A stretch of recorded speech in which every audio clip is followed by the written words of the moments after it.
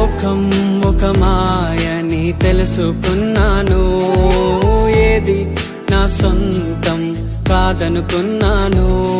ఈ లోకం ఒక మాయని తెలుసుకున్నాను, ఏది నా సొంతం కాదనుకున్నాను.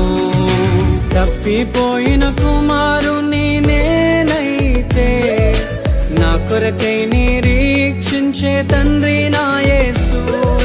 తప్పిపోయిన కుమారుని నేనైతే, నా కొరకై నిరీక్షించే తండ్రి